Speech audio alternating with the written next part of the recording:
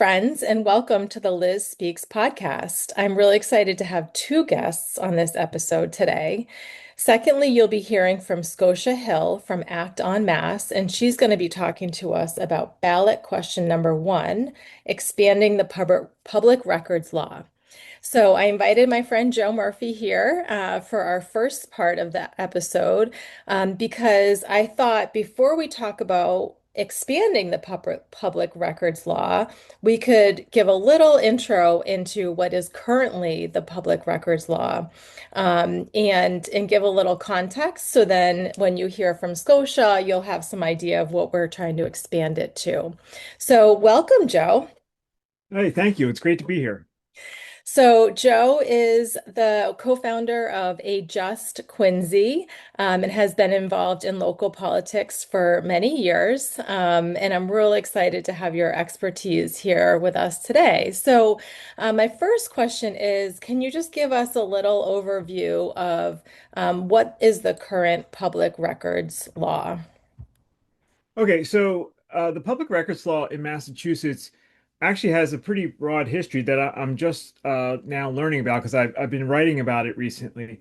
But you could trace Massachusetts records laws back to the mid 19th century. So it goes back, it's one of the first states in the country to be thinking about these things. And then there was a big movement towards this kind of transparency. So what the records law does is it basically says anyone, whether you're a resident or non-resident, has the right to check the Massachusetts government papers. You're welcome to what they consider public records.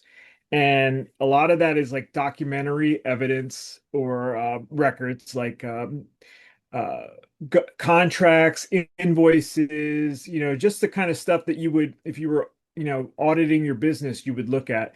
But been expanded to include things like emails and letters and so that goes, the current framework goes back to like the 70s. Um, and then nationally, of course, you guys might have heard of FOIA, which is the Freedom of Information Act.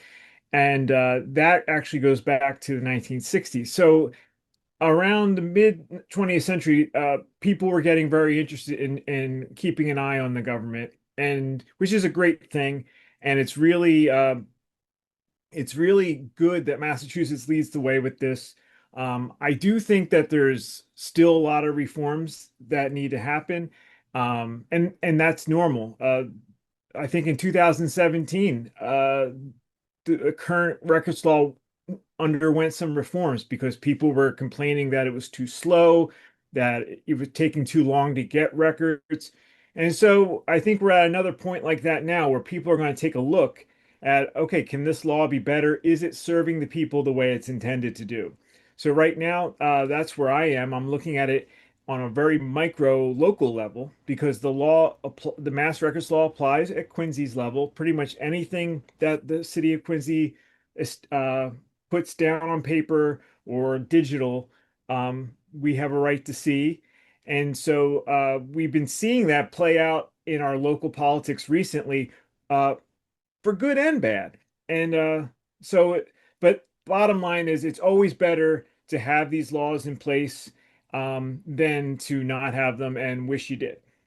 Absolutely. So, I've worked for city government for a long time in Cambridge. So my point of reference is being sort of paranoid that everything I'm writing or, communicating is subject to public record, which I think really, in my experience, is excellent because it does hold government employees to account for the work they're doing, the decisions they're making. And of course, there are some exceptions to the public records law. But could you tell us a little bit about those exceptions? And then if someone's listening and they think, I really am interested in how this decision was made in my community, what is the process for requesting those documents? Well, every government record should be, like you were saying, be presumed to be public unless you have an exemption. Um, so if records can be made confidential for attorney-client privilege, that's one of the big ones. So if you want to see something that's between a lawyer and one of the servants, the public servants that lawyer is helping. There's a chance that they're going to say that that is attorney-client privilege, and that does block the public records law. Um, Personal information. So if there's any documents that have medical information or other types of personal information, that can be at least redacted, if not blocked. Um, and then there's things like internal policy discussions and um, which I don't quite understand yet because it seems to me everything's an internal policy discussion, but obviously that's where the mass records law is has a referee called the supervisor of records. So a lot of times what'll happen is when you request something, you will get a response from the city's records officer, and the response, or it could come from a department head if the records officer turns it over. And the response might be, we're not going to respond to this request because these records fall behind XYZ exemption. And Mhm. you might disagree, but they're not going to budge. That's why we have the referee, the mass supervisor of records. And so a lot of records that I ask Quincy for, I end up having to appeal. And it's it's kind of interesting that how that's become very commonplace. I can't believe I think I should send a Christmas card to the supervisor of records office. I feel like I'm always talking to them now. And but the good news is they're very fair. I've lost appeals, I've won appeals. They look at the law and they they're supposed to, and so far, I think they do a fairly good job of being, what's the word, unbiased about it. You know, they don't take favorites. And so, when you find an exemption, it can be frustrating. The other thing besides exemptions that you run into a lot with records laws is timing. Sometimes it takes a while to pull these records together. So the important thing to know is you should get a response pretty quickly, at least telling you that. So if you make a records request and 2 weeks go by, you'll want to follow up because there's a chance that somebody's missed it. I've had these situations where Quincy's supervisor of records has turned it over to a department head who is busy and just missed it. And I sat there waiting patiently because I didn't want to be a nudge. And turns out it's in their inbox. They didn't even see it. So don't worry about like if you want to make a records request, it's perfectly normal to follow up. You know, if 10 days goes by, 10 business days, and you haven't seen anything, follow up and just ask, hey, where's this at? You might be doing them a favor because, like I said, it could get lost there. There's also times when I've seen people, and you'll see this if you read my next A Just Quincy article. One of the things I talk about is someone who waited patiently just to find out that they appealed too late because uh, by the time they made their appeal, the I guess you call it like a statute of limitations had already passed because they were waiting all this time, and they were just trying to be polite. And so what happened was the city never had to produce those records because they did absolutely nothing, whether, you know, on purpose or not. So you don't want that kind of thing to happen. You don't want that kind of bureaucratic nightmare to happen. So just, you know, always be polite, but don't worry about pestering them. That it's part of their job to answer our questions. So, Joe, if I'm in Quincy or Braintree or one of our local communities, who do I reach out to do a records request? And does it have to be like a formal form? You know, how might a regular person figure out who they write to and what they need to ask for? It's a very good question. Every city does it a little differently, and I can tell you mostly about Quincy. Quincy has a records access officer. Her name is Brenda. She works in City Hall, and she has a form. They've set up a form online. You fill out the form, and you fill it out, and it goes to her, and she will immediately send you an acknowledgement with your request included in it. And uh, the good thing there is that there's a timing then. You have your email, you know when you filed it. It's all very organized. Now, technically, though, it doesn't have to be that way. um, it used to say there used to be this rumor that you had to make a request, and the first time I did it, I was told to reference the Freedom of Information Act in my letter. And so I used to do that until finally someone told me, because you're invoking the wrong law, and I did not know that, and they educated me. When you're talking about municipal or state records, you're actually talking about the Mass Public Records Law, not the federal one. But usually what happens is, if no matter what you do, if you reference either one of them, the good people at City Hall will know what you want, and they will, fulfill it either way. But you can even make your request oral, which I didn't know till recently.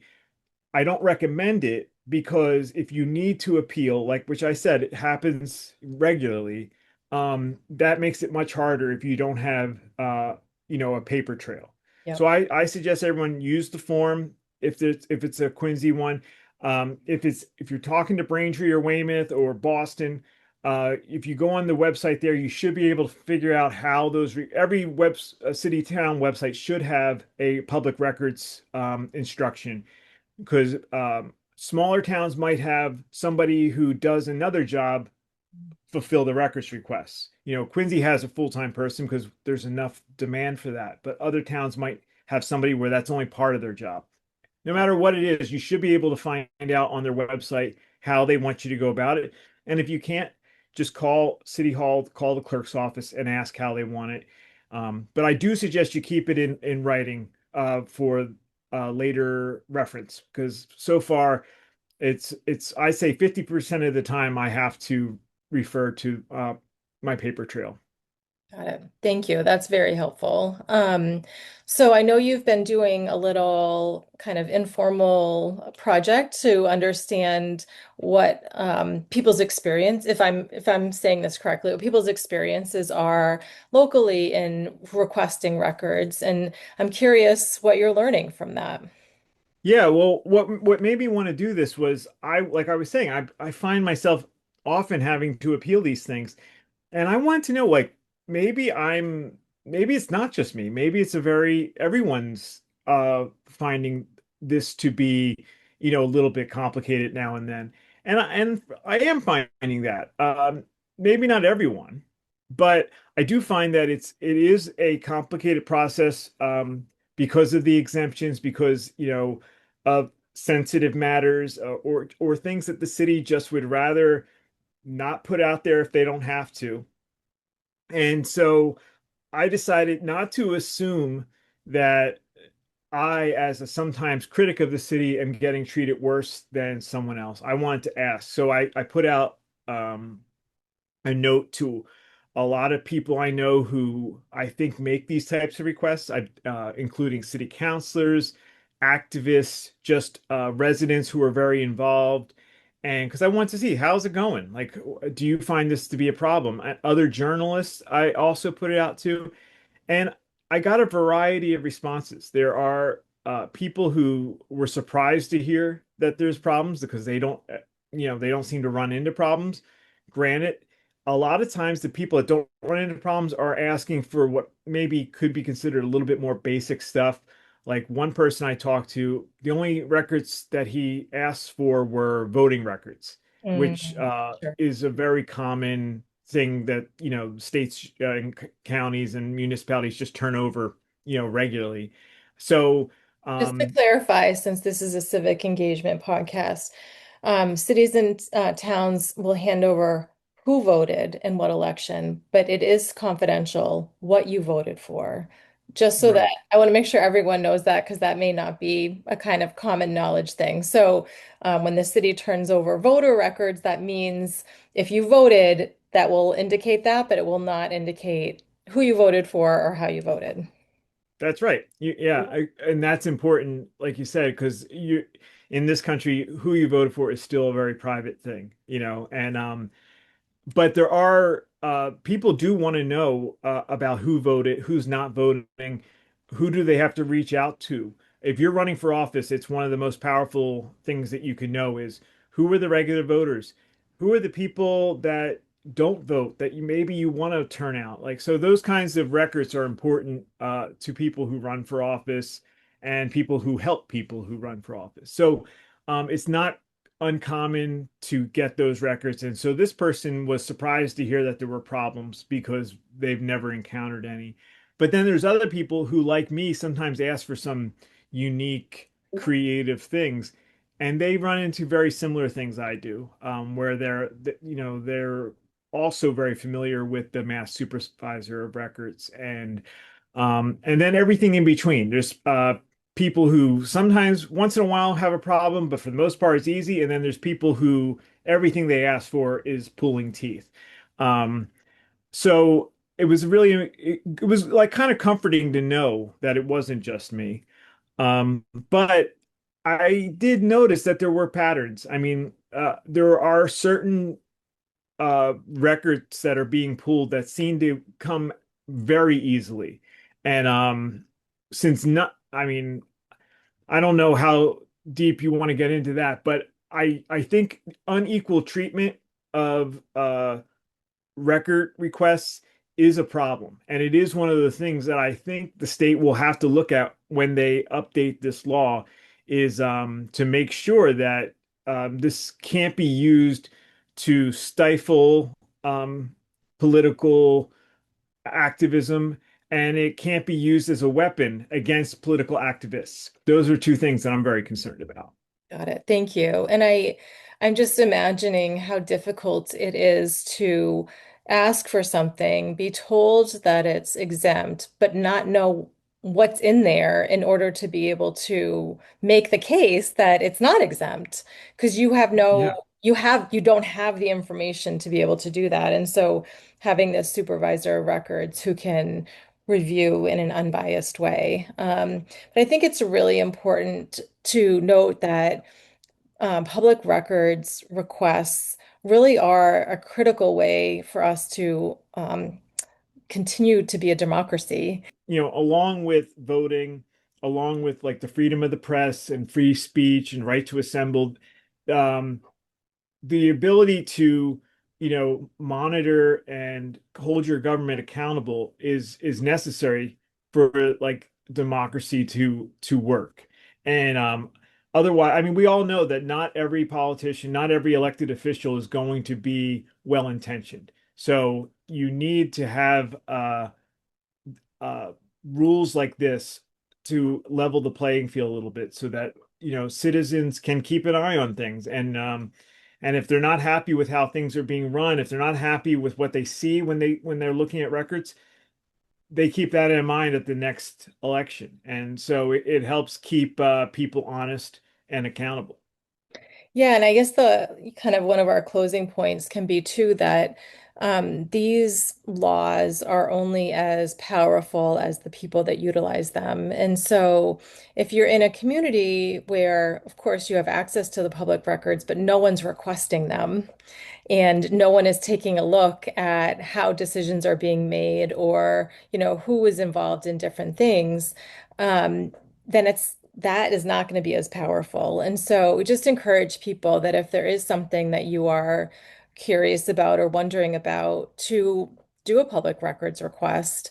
And I know one of the things you also noted in your article, Joe, was that when people email their city council or, state rep, and I'll just say from my experience working with domestic violence and sexual assault survivors, certainly worked with folks who have reached out to their elected officials for help with those situations. And some of that may be exempt, but I don't know that everyone realizes that when you email your elected official, that could be subject to public record. And so just to make people aware that we want you to reach out to your elected officials and voice your concerns or ask your questions, and to do so with an informed, mindset that what you share could be accessed by other people who may not have great intentions. And so, Yeah. anything you want to comment about that?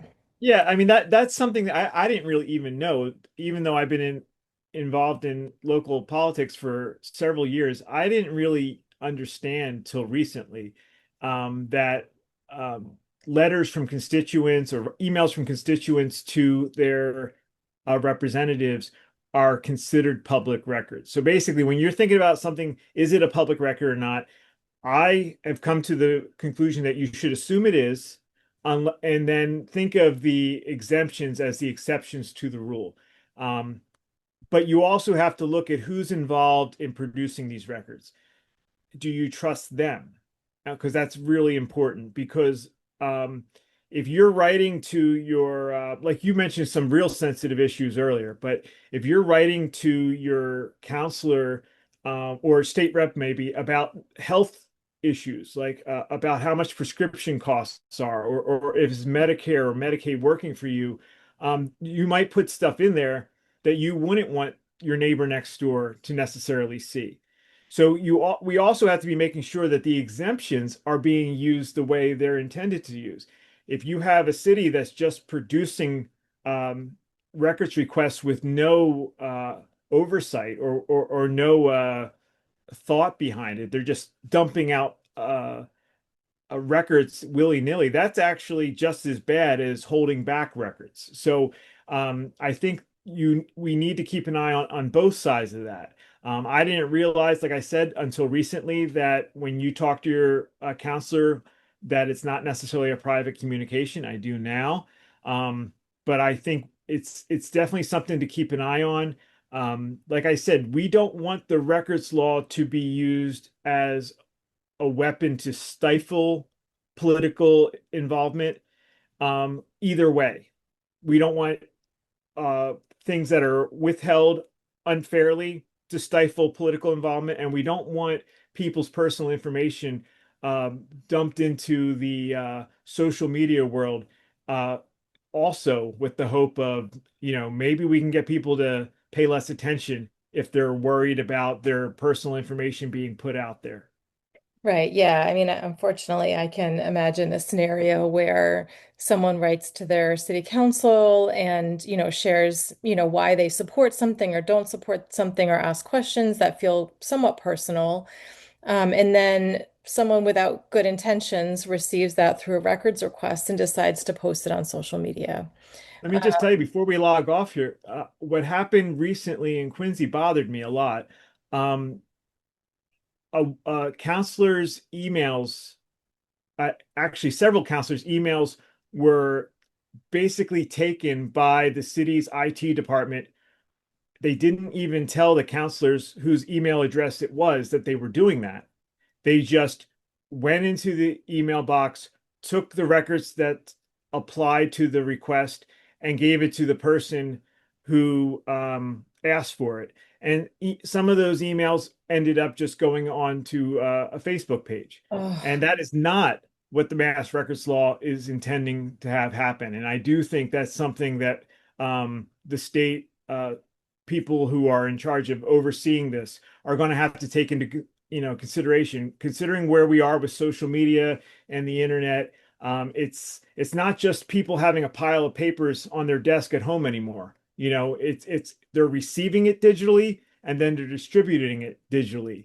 And in my opinion, not for noble purposes. yeah. Well, I think this is definitely a bigger issue. And, my hope is that this ballot initiative passes and that we do get this opportunity to look more holistically at the public records law and figure out how else it might need to be tweaked or,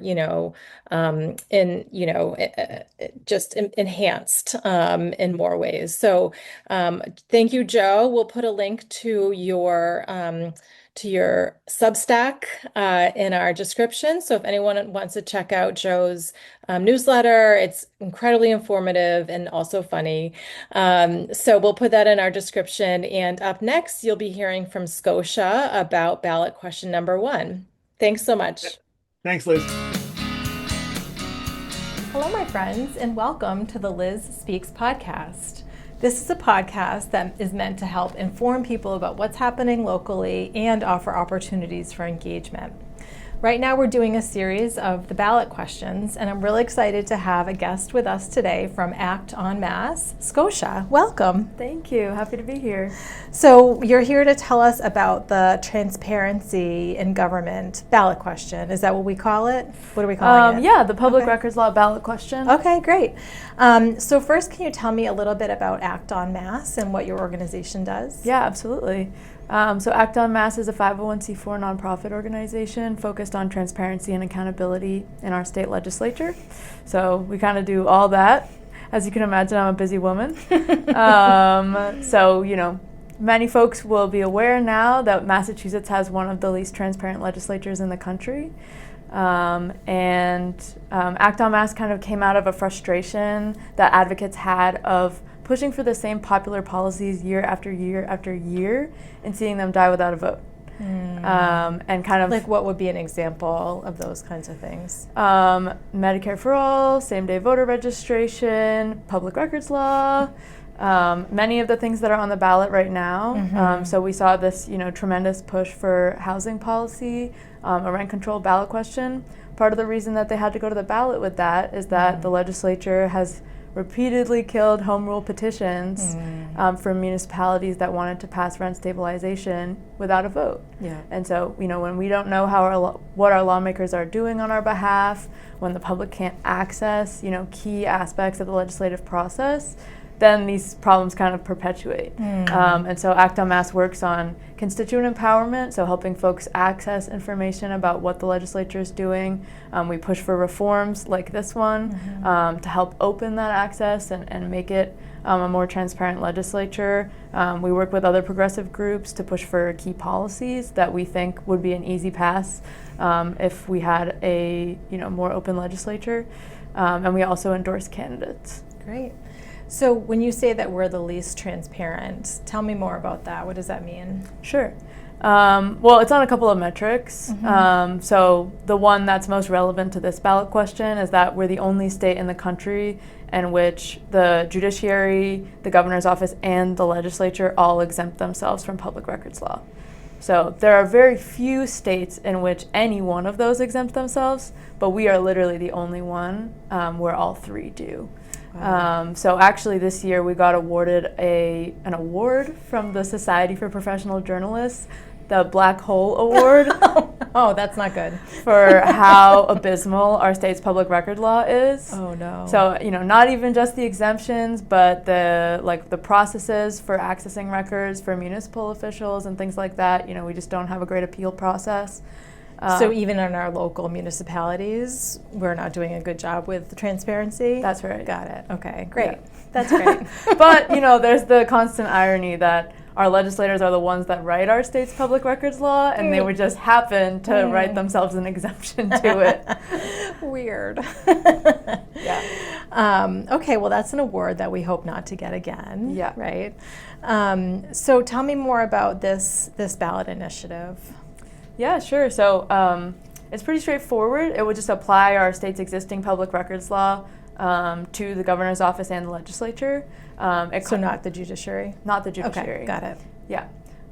It carves out some key exemptions for legislative communications, which is pretty standard for a state legislature because they have kind of a unique role as a public official where they both interact with constituents and also have necessary communications related to their developing policy positions. Sure. Yep. Those are pretty common exemptions. Yep. So Yep. it would just add those for legislators, but kind of wrap the legislature and the governor's office into the existing public records framework.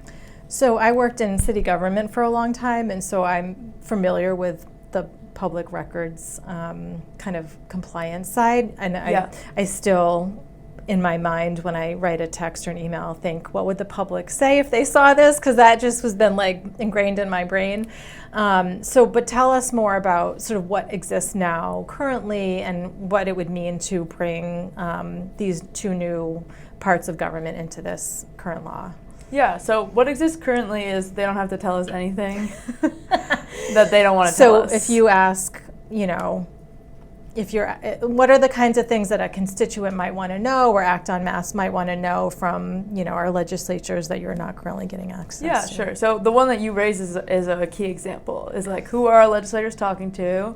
When a big bill comes up, who's contacting them? So it might be interesting to see, like, obviously there should be some key exemptions for constituent communications, Sure. but Right. which lobbyists are reaching out to our legislators? Right. Who are they hearing from during these late night bill sessions? Those are Right. things that Yeah. are not currently covered by any public records framework. So our legislators could be getting, having meetings or communicating with lobbyists from the oil industry or from private developers or things that may not have the public goods interest That's at right. heart. Yep. And we don't know right now what those communications are like, how often they're happening. Yeah. Got And it. actually, this is not subject to the ballot question, but our legislators also exempt themselves from open meeting law. So that's another way that municipal officials have to comply with open meeting law. Can you I'm familiar with open meeting law, but tell us, what does that mean? So it's a framework that applies in our state to municipal officials who basically have to let the public know when they're meeting with each other and with whom they're meeting. So it just assumes that the public has an interest in knowing, who our elected officials are meeting with, and what the subject is and things like that. So there's kind of key expectations and standards for how much they have to report when they're having these meetings. And Right, again, so in Quincy, we have a city council, and if they have, I think it's 3 or more counselors that are talking about an issue to do with the city, it has to be an open meeting. Yes. And the public has to know about it ahead of time, and then has to have access to the information about Right. it, right? But currently, our state legislators could all be meeting and talking about an issue related to a bill, Yes. and none of us know that it's happening. and or often are. Like there's Sure, a lot right, of backroom, I'm sure. there's a lot of backroom meetings in Right. cigar Making bars deals. and lounges. on I've heard Beacon about Hill. cigar bars in North End. I'm like, I would die. That was like the only reason I couldn't be a legislator. What, you don't like cigars? Sure. Not so much. Not my thing. Yeah, I've heard that. That's where like the real decisions The sausage gets made, as they say. are made. No open meeting laws. No open meeting No law. agendas printed ahead of time. Yeah. So this would not apply open meeting law, but I raised that as an example of other ways that our legislators currently are able to kind of keep their operations away from the public eye.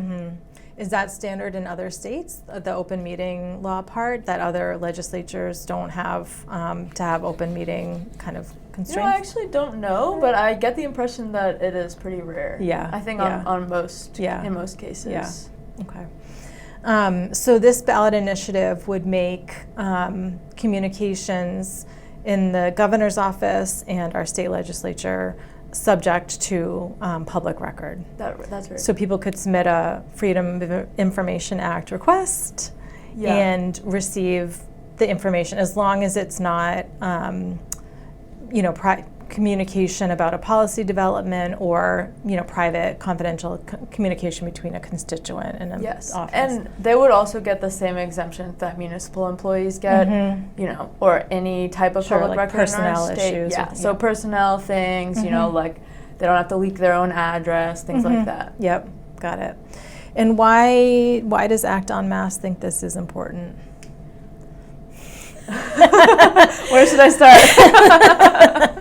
I get it. I think it's important, but I think sometimes what I hear from people sometimes is, that we should trust our elected officials to be making the decision. We elect them. We often are in communication with them, and so they should be, part of their role is to make decisions on behalf of their constituents. And so there should be a certain level of trust or faith that they are making good decisions that are in our best interests and are going to serve our communities. And so why would we need to know all the details of how they get to that or who they're talking to? Why we don't need that level of detail. So curious what your thoughts are about that. Yeah, I think I would say that, for elected officials that are operating in the public's best interest, they also have no reason to fear that information becoming public. So, there are a lot of legislators who go up there for all the right reasons, who, really, really want to make change on behalf of their constituents.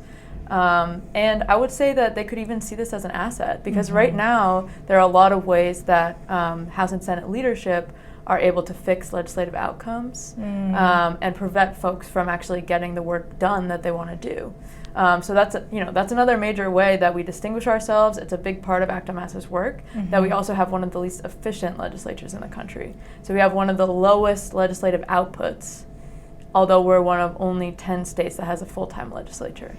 So I've heard that like all the bills get passed at the end, like today, right? Like July 1st, June 30th, or like the month of June. July 31st. July 31st. So everything gets passed at the end, if it gets passed at all, and the majority of stuff dies without a vote. And even the legislators themselves are often left, wondering what happened. Yeah. This has a supermajority of co-sponsors, but leadership won't support it, so it's never going to get to a vote. Yeah. So I have nothing to show my constituents for what I've been doing for 2 years.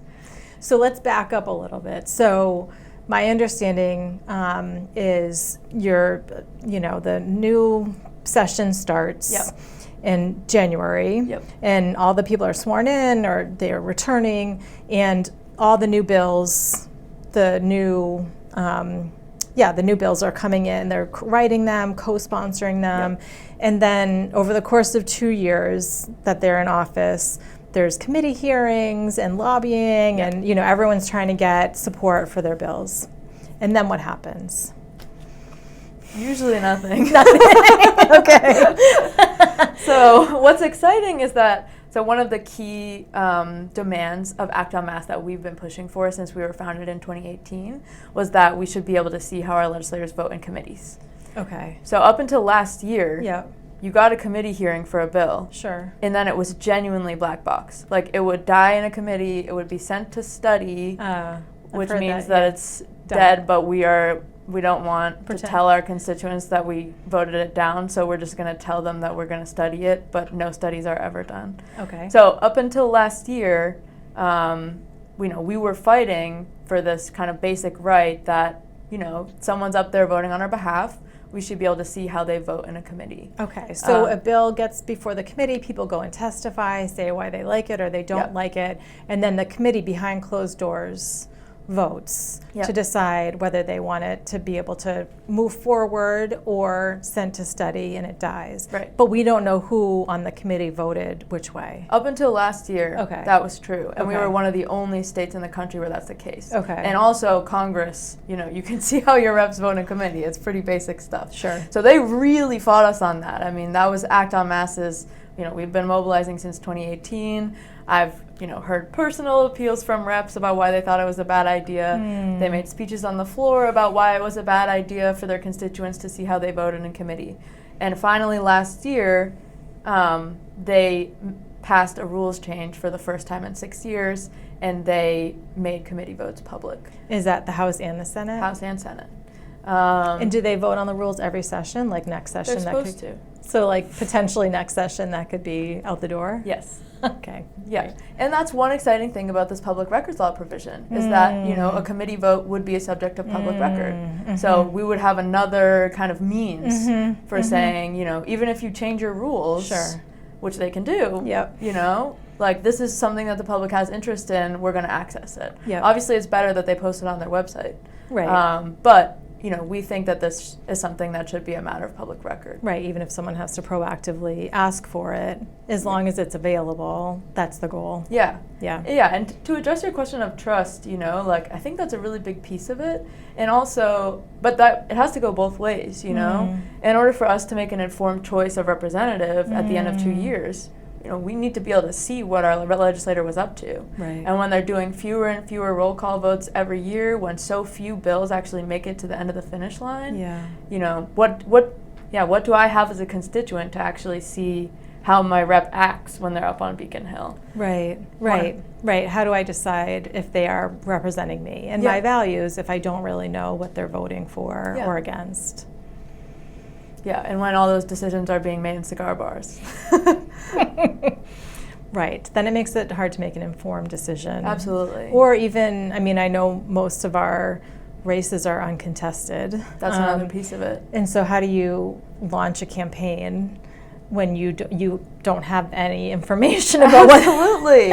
I mean, yeah, like contested elections are such an important part of a healthy democracy. Yeah. Even if you love your rep, Right. you know, you want them to have to fight for their seat a little bit and have to explain to you, you know, why they deserve having their seat again. Right. And when no one ever gets mad because no one knows what they're doing.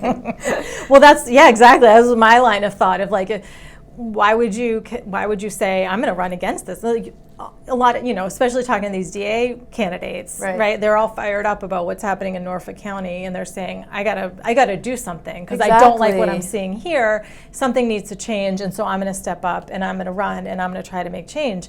But if you don't have that information available to you, you're not going to get fired up. You're not going to say either I disagree and so I want to run against them, or I love what they're doing and I want to support them. I want to volunteer for them. I want to donate to them, right? Yeah. Like, it's just like you said, this black hole where we're all left only basing our understanding on what they're telling us, which sometimes is very little. Yeah, and like there are a lot of other ways that you know, the current rules allow them to avoid accountability, including the study thing.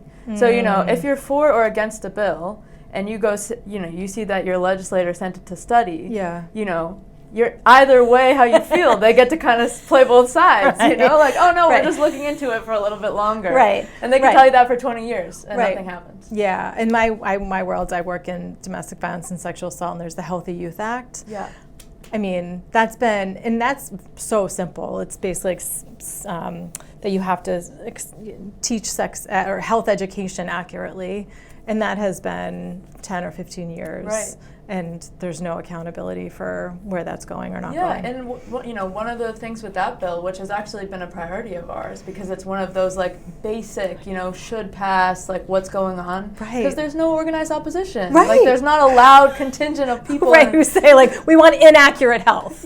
We want inaccurate health information for our kids. Who's saying that?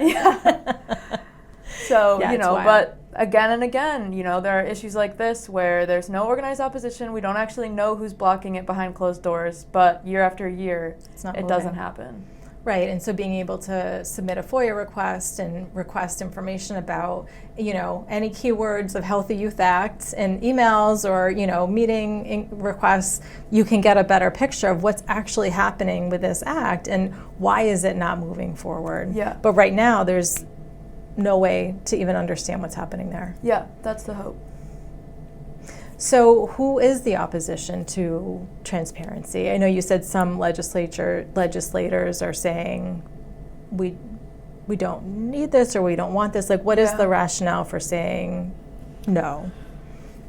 What are you hearing? You may not believe it or agree with it. Like, what's the word? What are they saying? So I think one thing that we've heard from legislators is that they're entitled to a certain degree of privilege because they're a very unique form of government, which is, you know, a legislative branch. They're directly accountable to constituents. But it's not unique in the country, right? Don't Certainly, we have 49? Okay. I didn't know if I was missing something about Massachusetts being unique. No. They somehow manage in about, you know, 44 other states. They figure it out. So you know, that unique relationship between constituents and legislators is unique. But, you know, city councilors also represent constituents. Oh my gosh, yeah, and they have, you know, meaningful exemptions to protect those constituent cases. Another thing that we hear from folks is that there's kind of a constitutional risk because currently the supervisor of records is under the Secretary of State. And so it would, you know, create a situation where the Secretary of State, who's an executive branch official, has some power over legislative members. Like what's released and what's redacted. But, you know, our system of government was also set up with meaningful checks and balances. So, you know, for the folks that are behind our ballot question, you know, there are a number of legal experts that say, well, you know, they were never intended to be kind of impenetrable silos. You know, if there's exchanges of of information between the branches, and as you pointed out, there are a lot of other states that have managed to make it work. Right. I bet we could learn some lessons from those. Yeah. Yeah. But it's really just legislators that are opposed to this. Oh, I think really? most people on the sidewalk that you talk to, you're like, hey, do you think that, you should be able to FOIA request the legislator and the governor just like you can your municipal officials? Right. They're going to be like, what, you can't? Exactly. That's what I was going to say. I bet most people are like, what do you mean? Can't I do that? Yeah. So there's not like a big group of, corporations or dark money. Like there's not. So it's our own legislators who are representing us who don't want us to have access to the information. Am I understanding that correctly? Yeah, that's right. So they haven't, I think because it would be pretty politically tough for them, they have not filed an opposition ballot campaign. There's no active money being spent to prevent this from moving forward. They did try a sort of backdoor maneuver to block it from going forward. There's a power that only legislators have to ask for an advisory opinion from the Supreme Judicial Court. On a ballot question? On a ballot question. They can do it on any legislation. Okay. Because, they make the laws, and so it's want to have makes a second sense opinion? that they could be worried, okay, is this thing we're going to do, is it constitutional? So they can they're the only ones that can ask before something is enacted, does this pass muster? That makes sense. Everyone else has to go to lawsuit. Okay. Regular process to get something to the Supreme Judicial Court. And there's an established process for challenging ballot questions in court with the SJC. So, you have to file by a certain date in March or February, I forget. You have to have lawyers, there's oral arguments, all this Transparent stuff. process. Got it. But legislators have a little back door. And so they did this for the public records question and another transparency ballot question that Act on Mass was really involved in, the stipend reform question. I don't know what that is. Is that still going to be on the ballot or no? So they succeeded in blocking it with this backdoor maneuver. But they also tried the same thing with public records law, and the SJC said it can go forward. Okay. So they did try to stop it from moving forward. So, but there's no obvious, so we can't know what happened, like what their arguments were, because they're not subject to public records. They submitted a brief. I think that it's publicly available. So we know some of the arguments that they were making, but it was a decision just made on these briefs. So there were no oral arguments, no opportunity for a full legal process. It was, a very fast, speedy, quick decision made based just on the documents. Got it. Okay. So maybe next time we'll talk about the other one that didn't. Yeah. We'll be coming back with that one. So. Awesome. Look forward to it. And so I know the auditor's office has been very upfront about the goal of having more transparency. And there was a ballot question a couple years ago about auditing the State House. And it sounds like this is connected to that in some way, or no? Can you tell me more about that? Yeah, sure. The audit ballot question was passed by the Massachusetts voters in 2024. Pretty strongly, right? Like 72%. That's a lot of people. It won every city and town in Massachusetts. When's the last time something was that popular? Never. Yeah, that seems pretty clear. Pretty clear mandate from the voters that we want this to happen. Yeah. Has it happened? No. Okay. Yeah. So it was interesting because, auditing the legislature is something the auditor's office had done before, and then this legislature had opted out. They stopped doing audits of the legislature in the 20s, and then in the 90s it kind of came back. But this was kind of the first time that they were saying, "Oh no, it's not in statute. You can't audit us." So then she had to go to the ballot. Yeah. The Massachusetts voters said, actually, yeah, she can. Yeah. We're going to add that in the law with words. Now it says it includes the general court.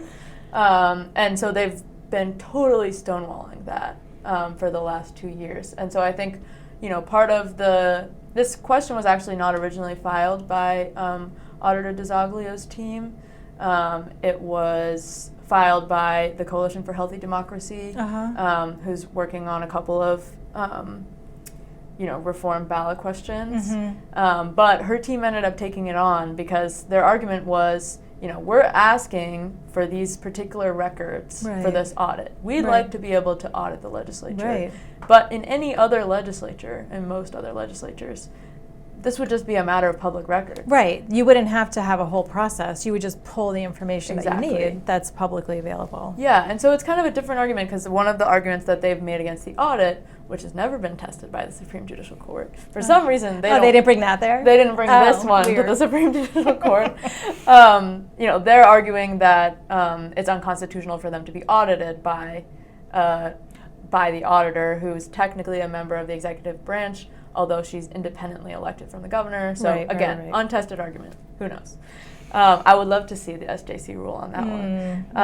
But part of her argument is, well, okay, then I'll just let the voters see. Right, Anybody should be able That's to right. access these Right, documents. right. Yeah, I, from my perspective, running a nonprofit, I find our audit very valuable because it's having somebody else come in and take a look at your books, about your processes, and there's a lot of insights there that we wouldn't necessarily have internally because you're in it and you're focused on it. But when you have someone else come in with a more objective eye, it can help create more insight and ability to work more efficiently and make sure you're catching things that may have fallen through the gaps. And so it's curious to me, I guess, why one would not want to be audited. I mean, of course, no one wants to be audited, but why you would not want to have some other insight into how you're maneuvering in order to improve and get better. Yeah, especially with such a popular, vote behind it. I mean, I'll say the legislature, and they constantly remind us this, does have a private firm audit them. The most recent audit available on their website is from 2023. And there's 2 pages of meaningful information, and it's about 8 lines long. It's like receipts and expenditures, and that's all it says. Yeah. And we also don't know, what is the procurement process for hiring this firm. They've got a pretty sweet contract with the legislature. So legislators, love to remind us, but the House and Senate are already audited. But, the voters voted for our auditor, who's responsible to us to audit the legislature to apply the same audit that gets applied to all other government agencies. Right. So not Plus, then exactly you're the seeing same it in thing. context. Like if you're seeing all these different government agencies, and in this one, you're seeing the context of how they're all sort of keeping track and making sure that they're doing things seamlessly. Then you get to see the themes. If there are certain things that are coming up across the themes, then you can have a more holistic approach to solutions. Yeah, absolutely. Okay, so Act on Mass, Coalition for Healthy Democracy, is that the other organization? And the auditor's office. Are there other folks that are supporting this ballot initiative, or other than probably 72% of voters who support the audit? Yeah, there are a number of other organizations that have co-sponsored and helped us gather signatures. It was a really packed ballot this year. In part because so many different groups are frustrated with legislative inaction, including Secretary of State Bill Galvin. I thought that was hilarious. He was like, I'm tired of waiting for you guys to pass Election Day voter registration. I'll just go to the voters. That has got to be so... Anyway. Yeah, I'm interviewing someone from there as well, coming up soon, and how wild it is that we can't get Election Day registration passed, and there's opposition to that is very fascinating to me. So there's are there any? You said that our legislators are opposing it. Are there any public figures that are opposing it? Or is it sort of more in the shadows? There was a constitutional, political science professor that they got to testify at the hearing against it. Okay. So they found one guy. Okay. Super. And is there anyone in the governor's office or a legislator who are publicly supporting it, saying we should have this? Yeah, there are a couple of legislators.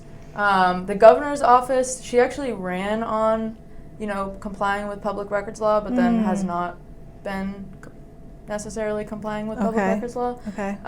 So as far as I've seen, there hasn't been any vocal opposition from her part. Okay. And then there are a couple of legislators who have come out in support of public records law, not necessarily Generally. the ballot question itself. Okay. All right. Because one of the things that I'm always curious about is who do we think, who do we support, who do we appreciate? If there are people who are taking a step out of the comfort zone and being willing to speak truth to this power, we want them to know we're with you, we support you, and we appreciate what you're doing. And so I'm always curious, if there are those folks. And I'm guessing there's probably some challengers to these seats who are being, pretty forceful about, running on this. But if there's anyone in office that we can make sure to thank and appreciate. Yeah, I'm forgetting. There was a legislator who wrote their own op-ed in the Commonwealth Beacon, talking about subjecting the legislature to public records law, but I'm missing his name. Okay, we'll put a note in our South Coast. In our description of we'll find that out. And then there are a couple of legislators as well that have regularly filed public records law legislation. Yep. This legislation, the ballot question, was actually based on one of those bills. Okay. As far as I know, that was written by Senator Becca Rausch. Okay. So there are a couple of legislators that have filed their own versions of public records law over the years that have met the same fate as most other bills in our legislature, which was nothing. Sent to study with no vote. Excellent. Okay, so if folks are listening to this and they say, I voted yes, I was one of the 72% who voted yes on the audit, I can't believe it still hasn't happened, I figured it has, and, absolutely I think that all of our elected officials should be subject to this. What can they do to get involved and help get this to pass? So the signature gathering phase has passed. Okay.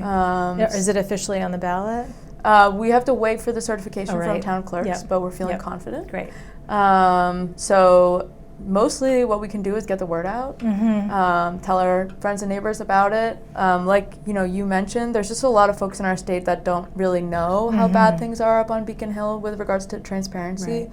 Many who have learned, with this audit question and seeing the fallout in the last 2 years. Yeah. Just like telling folks about it. You can go to the auditor's website, dianaformass.com/ballot, to find out some more about, events that are happening in your area. But at this point, we're kind of, cruising towards November. So great. Excellent. So other interviews I've been doing have been around the primary election on September 1st. So I've been pushing hard September 1, but now we're pivoting and making sure people also go and vote on November 3rd, because all the ballot questions will be on the ballot for November 3rd. And we do have some listeners who are organizing their own kind of local groups, and so I'm guessing that if they think their groups would be interested in this, to reach out to Act on Mass or the Diana DiZaglio team and invite someone to come and talk to their group about this ballot question. Yeah, also groups can vote to endorse it, so then making it part of their priorities. I think especially with so many ballot questions advancing to the ballot, there's going to be a lot of questions from folks. There's going to be some fatigue when you get to the end of the ballot and there's 9 questions. And so, everything that local organizations can do to make it more legible for their members, to help folks, remember it's yes on whatever number this is going to be. That is super appreciated. And they can reach out to the campaign about endorsements. Great. So the take home is yes. Yes on the transparency. Yes. Got it. That is the big thing that I feel like is helpful for voters is sometimes the wording in the ballot question is framed in a way where you're voting no even though you support something. And so making sure that yes on transparency, And, just encouraging people to reach out to the local groups, tell their friends and family, and come out as strong as we did with the audit, and have a clear mandate that this is also something that we all believe is important for a healthy democracy. That's right. Well, thanks so much, Scotia, for being here today. Yeah, I really happy to be appreciate here. it. And I'm sure we'll continue to talk about this in the next few months. Awesome. Take care. Thank you.